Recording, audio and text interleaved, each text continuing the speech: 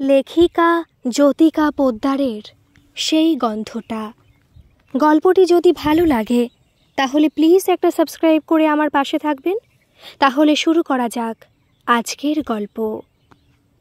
ফুল দিয়ে সাজানো গাড়িটা যখন আলো ঝলমলে চৌধুরী ম্যানশনের সামনে এসে দাঁড়ালো, এনাক্ষী দু চোখ ভরে দেখতে লাগলো। মুখময় মধুর হাসি। গাড়ি দরজা খুলতেই দীপঙ্করের হাত ধরে শালঙ্কারা লাল টুকটুকে বেনারসি পরিহিতা এনাক্ষী গাড়ি থেকে নেমে এলো। সামনেই বরণডালা নিয়ে দাঁড়িয়ে দীপঙ্করের মা, মানে তার শাশুড়ি মা অনুপ্রভা দেবী। এনাক্ষীর চিবুক ধরে আদর করে বরণডালা দিয়ে বরণ করে তিনি বললেন, এসো মা, আমাদের চৌধুরীর পরিবারে তোমাকে স্বাগত জানাই। তুমি এই পরিবারের গৃহলক্ষ্মী, সুখে শান্তিতে সংসার করো মা। শাশুড়ি মাকে প্রণাম করে চৌধুরী বাড়িতে পা দিতেই সেই তীব্র গন্ধটা নাকে এলো এনাক্ষীর। চমকে ঘুরে তাকালো, না, কেউ কোথাও নেই। বাড়ি ভর্তি কারোর গা থেকে আসছে হয়তো গন্ধটা। এরপরই শুরু হলো বিভিন্ন স্ত্রী আচার।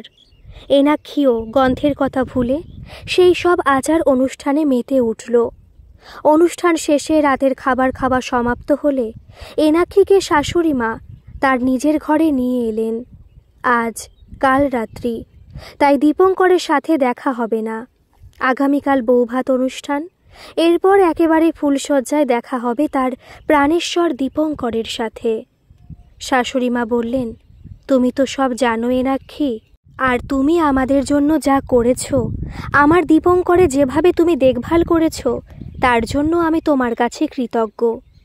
এনাক্ষী তাড়াতাড়ি শাশুড়ি মায়ের হাত দুটো ধরে বলে, এইভাবে বলো না মা, এ তো আমার কর্তব্য ছিল। শাশুড়ি অনুপ্রভা একটা দীর্ঘশ্বাস ফেলে বলেন, মীনাক্ষী চলে যাওয়ার পর আমার দীপু প্রায় পাগল হতে বসেছিল। নিজে পছন্দ করে মীনাক্ষীকে এই বাড়ির বউ করে এনেছিল। কত খুশি ছিল দুজনে। মাত্র তো একটা বছর হয়েছিল। ভগবানের বুঝি ওদের সুখ সহ্য হলো না, তাই তো প্রথম বিবাহবার্ষিকীর রাতেই অকালে চলে গেল আমার মীনাক্ষী। সেই রাতের কথা মনে পড়তে শিউরে ওঠে এনাক্ষীও। শাশুড়ি বলেন, থাক ওসব কথা, আর ভেবে লাভ নেই। আমার তো মনে হয় এ ভগবানের লীলা খেলা। এই বাড়ির বউ হয়ে আসার কথা তো ছিল তোমারই, কিন্তু তোমাকে দেখতে গিয়ে তোমার খুড়তুতো বোন মীনাক্ষীকে পছন্দ করে ফেলে আমার দীপু। সত্যি বলতে কি, তোমাদের পরিবার বড় উদার মনের পরিচয় দিয়েছিল সেই সময়ে, আর তুমি তো বোধহয় সবচেয়ে খুশি ছিলে। তাই ভালোই ভালোই মীনাক্ষী আর দীপঙ্করের বিয়ে হয়ে যায়। কিন্তু একটা কথা আছে না মা, ভগবান সবার জন্য একটা নির্দিষ্ট পরিবার ঠিক করে রেখেছেন। তোমার যে আমাদের পরিবারে আসার কথা ছিল, আর আমি তোমার কাছে কৃতজ্ঞ যে মীনাক্ষী চলে যাওয়ার পর দীপঙ্করের যে পাগল প্রায় অবস্থা হয়েছিল, সেই অবস্থায় তুমি দীপঙ্করকে দেখেছ, তাকে সুস্থ করেছ। তাই আমার মনে হলো দীপঙ্করের বউ হিসেবে তুমি একমাত্র যোগ্য।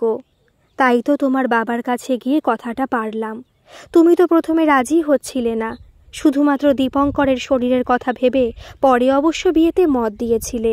আমি কৃতজ্ঞ তোমার কাছে মা। এনাক্ষী বলে, আমি তোমাদের এত ভালোবাসি, তোমাদের ছেড়ে কোথায় যেতাম। অনুপ্রভা দেবী এনাক্ষীকে আশীর্বাদ করে বলেন, এই চৌধুরী পরিবারের বউ হয়ে সুখে সংসার করো মা। এই কদিন তোমার অনেক পরিশ্রম হয়েছে, এখন বিশ্রাম নাও।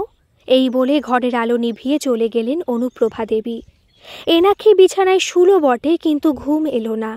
মনে পড়ে গেল সব পুরনো কথা।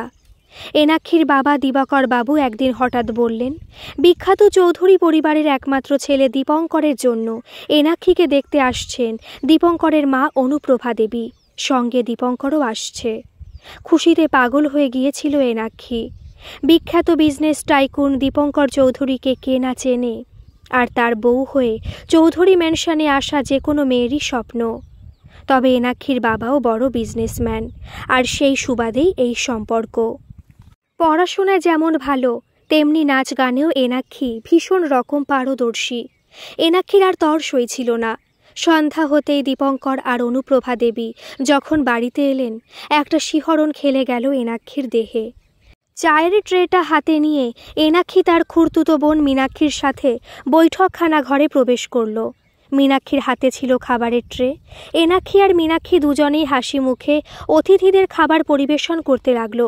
তারপর হালকা গল্প, হাসি ঠাট্টা। দীপঙ্কর, অনুপ্রভা দেবী ওদের বাড়ি থেকে বিদায় নিয়ে চলে গেলেন। কিন্তু তার মধ্যে যে কি হয়ে গেল! হঠাৎ রাতে অনুপ্রভা দেবীর ফোন। না, এনাক্ষীকে নয়, খুড়তুতো বোন মীনাক্ষীকে দীপঙ্করের পছন্দ হয়েছে। তারা কি রাজি হবে মীনাক্ষীর সাথে দীপঙ্করের বিয়ে দিতে? মীনাক্ষী তো শুনেই না করে দিল।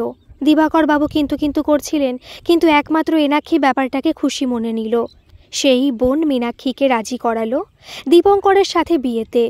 মহা ধুমধামে বিয়ে হয়ে গেল দীপঙ্কর আর মীনাক্ষীর। নিজের বাড়ি এবং দীপঙ্করের বাড়ির সবাই এনাক্ষীর উদারতার ভীষণ প্রশংসা করল। দীপঙ্কর তো হাত ধরে বারে বারে এনাক্ষীকে ধন্যবাদ জানাতে লাগলো। বিয়ের পর মীনাক্ষী দীপঙ্করের সাথে এনাক্ষীরও সুন্দর দিন কাটতে লাগলো। দীপঙ্কর আর মীনাক্ষী একদিন তাকে না দেখলে সাথে সাথেই ডেকে পাঠায়। একসঙ্গে খাওয়া দাওয়া, সিনেমা দেখা, ঘুরে বেড়ানো। অনুপ্রভা দেবীও এনাক্ষীকে যথেষ্ট ভালোবাসেন।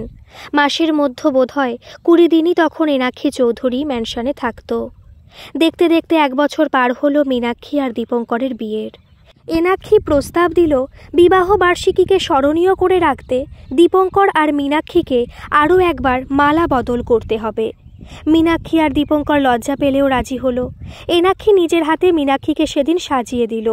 অনুপ্রভা দেবী সেই ফাঁকে দিয়ে গেলেন তাদের বংশের শ্রেষ্ঠ ঐতিহ্য হীরা পান্না চুনি বসানো খুব ভারী একটা সোনার চোকার।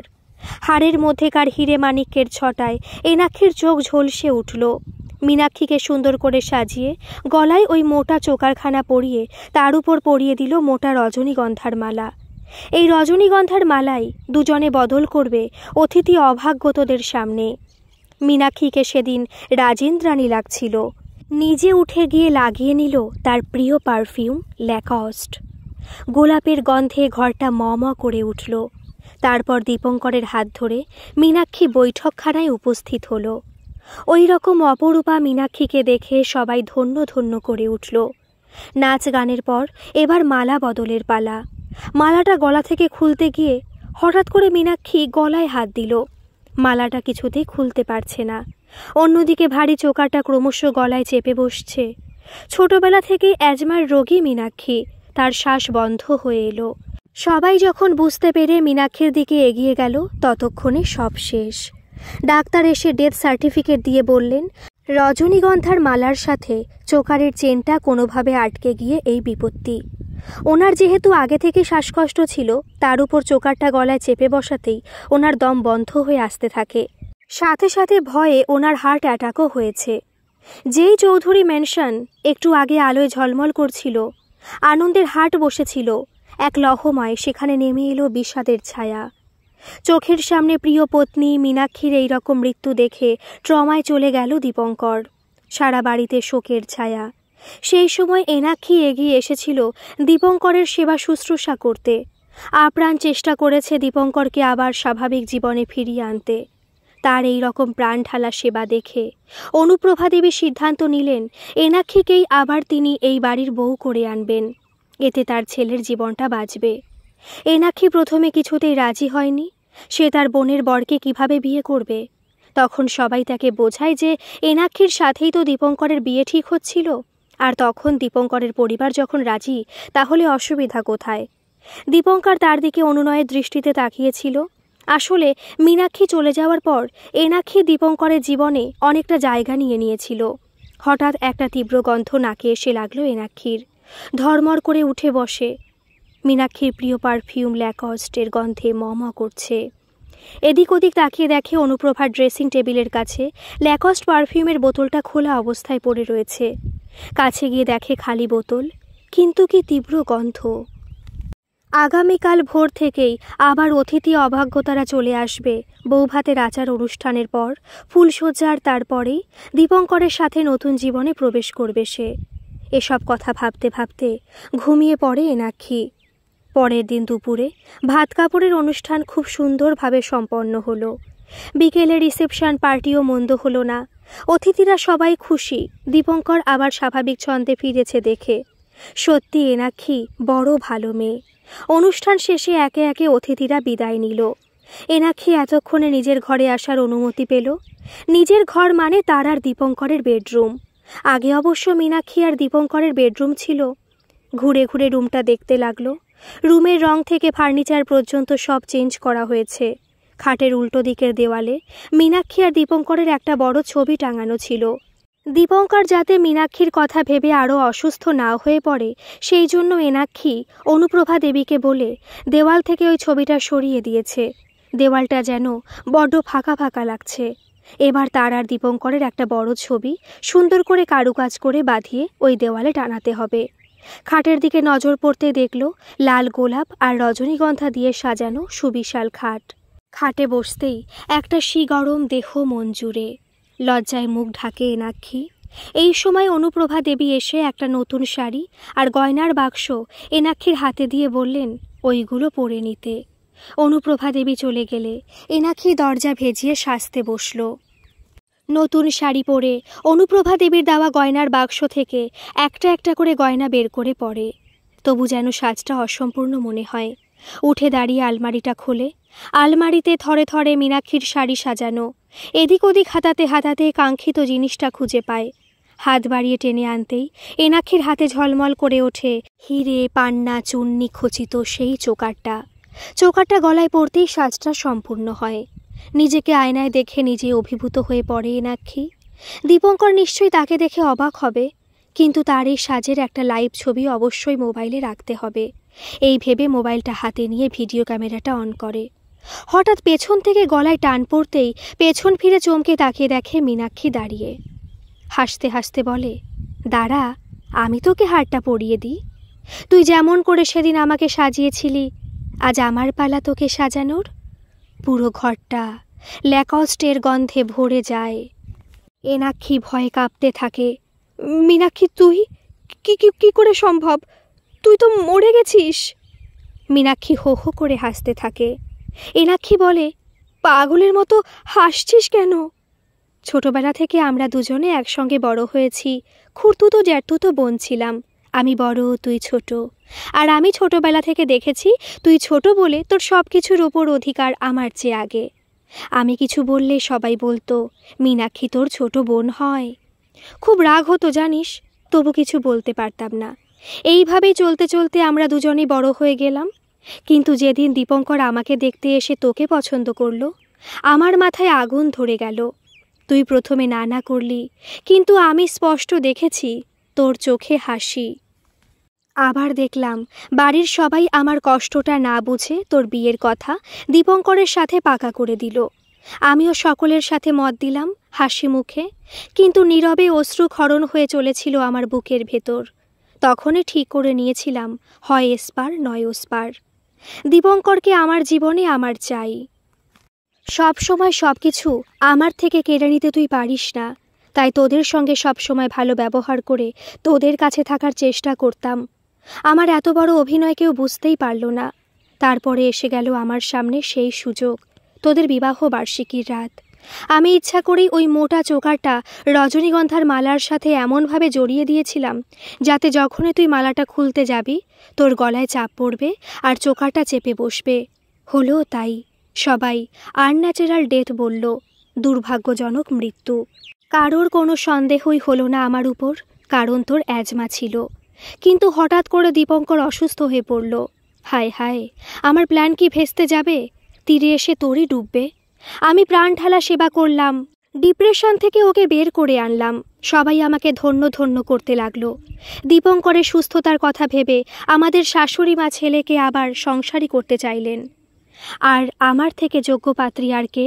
আর দেখ, আজ দীপঙ্করকে আমি সারা জীবনের মতো পেয়ে যাব। সত্যি কম মেহনত তো করিনি। আর দীপঙ্করের সাথে সাথে দীপঙ্করের সব কিছু আমার, তাই এই সমস্ত গয়না সব কিছু আমার। বুঝলি? মীনাক্ষী হেসে বলে, বুঝলাম সব, কিন্তু কথায় আছে পাপ করলে তার ফল ভোগ করতে হবেই। এই বলে মীনাক্ষী এনাক্ষীর গলার চোকারটা ধরে টানতে লাগলো। গলায় চাপ পড়তে এনাক্ষী বলে, ছাড় ছাড় আমাকে। শ্বাস বন্ধ হয়ে আসতে থাকে এনাক্ষীর। অবচেতন হতে হতে এনাক্ষী বুঝতে পারে মীনাক্ষীর পারফিউমের গন্ধটা তার সারা দেহ মনে ছড়িয়ে পড়ছে। অবশ হয়ে আসছে তার শরীর।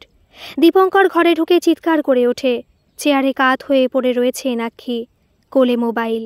ডাক্তার ডাকা হলো। তিনি এসে নাড়ি টিপে দেখে বললেন আনন্যাচারাল ডেথ। পুলিশ এলো। এনাক্ষীর কোল থেকে মোবাইলটা নিয়ে অন করতেই ভিডিও ক্যামেরাতে এনাক্ষীর স্বীকারোক্তি। পুলিশ অফিসার মাথা ঝাঁকিয়ে বললেন, ডেড বডি দেখে মনে হচ্ছে চোকারটা পড়ার সময় অসাবধানতাবশত জোরে টানার ফলে কণ্ঠনালীতে আঘাত লেগে শ্বাসরোধ হয়ে মৃত্যু ঘটেছে। তবে এটা খুব ভালো হয়েছে যে মৃত্যুর আগে উনি ওনার অপরাধের স্বীকারোক্তি করে গেছেন। আসলে কথায় আছে, crime does not pay. Officer dead body নিয়ে চলে যাবার পর দীপঙ্করও ঘরময় ল্যাকোস্টের তীব্র গন্ধটা পেতে লাগলো।